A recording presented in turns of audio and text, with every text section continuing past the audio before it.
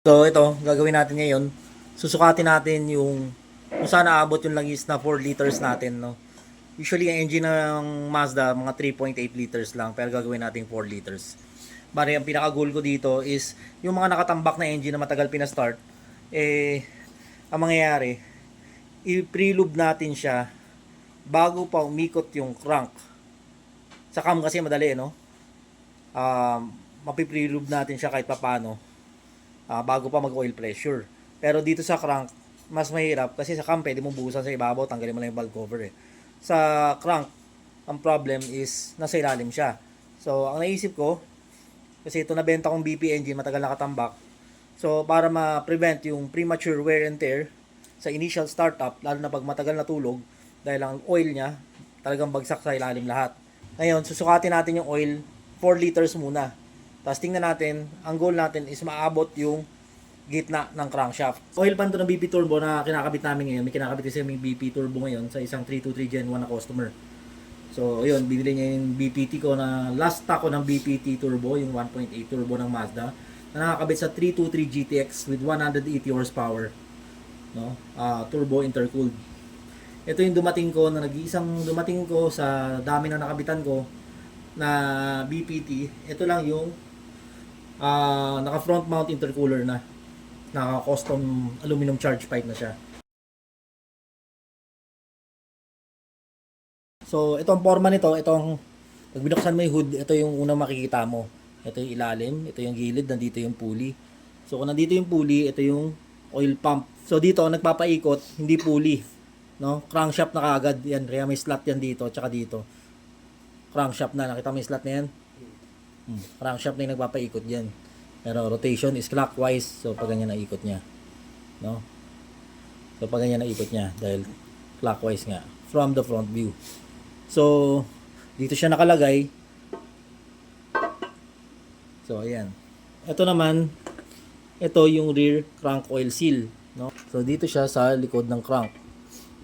Yan, pag ganyan ang forma niya. So hindi ko na kailangan lagay yung mismong crankshaft at mahirap maglinis ng crankshaft. So kung ang goal natin is mabasa yung main bearing ng crank ng oil, at least dapat marating natin kalahati nito or 1/4 dito. Siguradong mas maganda kung lubog mga hanggang dito, no? Pero hindi na tayo makapag-actual eh. Approximation na lang yung gagawin natin, wala tayong block dito na may papatong. Natapon na yung tubig kasi dito. So, lalagyan natin kasi siya ng tubig para sa estimation ng laman. O ano, hanggang saan ang 3.8 liters ng BP. So, approximation lang yun, hindi ko matandaan kung 3.8 ba or 3.9 ang oil ng BP engine. BP, BPT, parehas lang yan. Parehas lang naman ang oil pan nila. So, nakikita nyo dito, may fins dito. No? Anong purpose ng fins na yan? Para pag hard cornering, yung oil dito, pag nag-splash dito, is mapipigilan kahit papano nito mga fins na to, at makabalik agad yung certain part ng oil to prevent oil starvation. So ito 1 liter, kunwari 1 liter na oil to. Tingnan natin kung saan aabot ang 1 liter na oil. So graduated cylinder na 1000 ml, so this is 1 liter, no.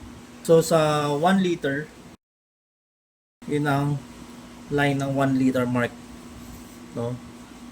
Makakahigop pa rin yung oil pump pero hirap na, lalo na pag nakaakyat na yung oil at syempre may time pa para bumaba ulit yung oil from the cylinder head pababa sa oil return galleries and down to the oil pan.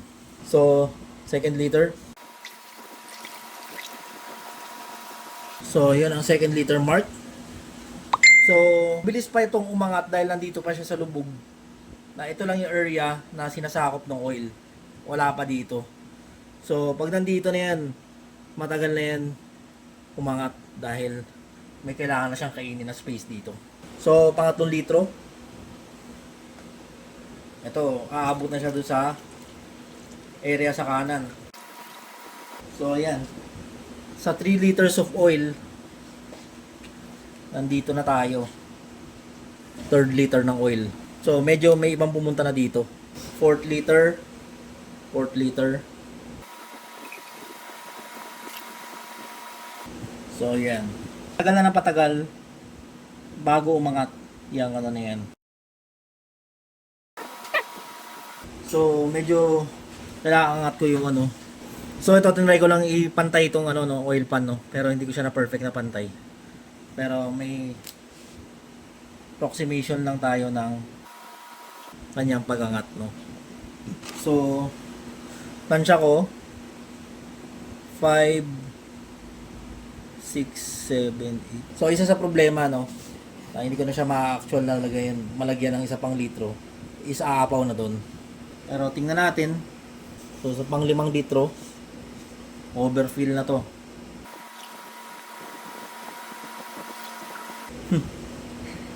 So, ayan. Pumunta na doon. Wala na. Hindi ko na malalagyan. Ito na yung 5th. So, in a way, mag-proximate na lang tayo ng parang mga ito ang 6th, ito ang 7th, ito ang 8. So, sa 8 liters so, estimation ko pa lang yan, mas equalize na yung pag-angat dito kasi pantay na dito. Unlike kanina sa 1, 2, 3 liters, ito palang area na to ang pinupuno sa oil pan. Kaya malalaki yung agwat doon. Pagdating dito, malilita. Ito yung pang 5th liter, 6 liter, 7th liter, 8 liter. So, kaya ako sinukat to para malaman ko kung ilang liters ang ilalagay ko sa BPT engine ko na naibenta ko sa customer. Para ma-lubricate yung loob. Mabasa ng oil ulit, no? Bago pa natin siya pre-start procedure ko na ma-prime siya, no? Ay, ang mangyayari i-overfill ko siya ng 3 galon ng oil para sure. Sa 3 galon ng oil, huwag na natin tipirin, di ba? Kung mahal natin yung makina, mahal mo yung kotse mo, sobrang mahal mo, di ba? At alam mo matagal na tulog, punuin mo na lang siya ng pag ganyan mga 4-cylinder engine, punuin mo ng ano, kagaya ng gagawin ko dito, ang plano ko 3 galon, so that's total of 12 liters. So kasi to sa 8 liters, sa 2 galon lang, halos pantay pa lang dito sa oil pan. Na kung titingnan mo, kung pantay yan dito sa oil pan, halos lubog na rin naman yung main bearing, no? Pero kung talagang gusto mong mas lubog ba siya, bis na gawin mong 2 galon, gawin mong 3 galon. Kung talagang hindi ka nagtitipid. No? So, ayan, estimation lang. Kunin mo yung dipstick ngayon. So, ayan yung line, no? Again, ito yung 5th liter, 6, as estimation ko, 6, 7, 8. Para sure talaga, 3 galon dapat pasok. Ang kalaban mo naman ngayon dun, ayun ang mangyayari. Ang isa ring maganda dun, magkakaroon ka, mapiprilube ulit yung rotors ng oil pump dito. Pag basa na siya ng oil again, no, hindi mo pa napaiikot, ang bilis mag-build up ng oil pressure lalo nun. Dahil, kumbaga, yung clearances is naging tight dahil doon sa oil. Kung natulog maigi yung makina, na dry siya pababa. So, ang pinakakalaban din is, ang pinakakalaban ay yung oil seal natin, pwedeng lumabas yung oil doon. No?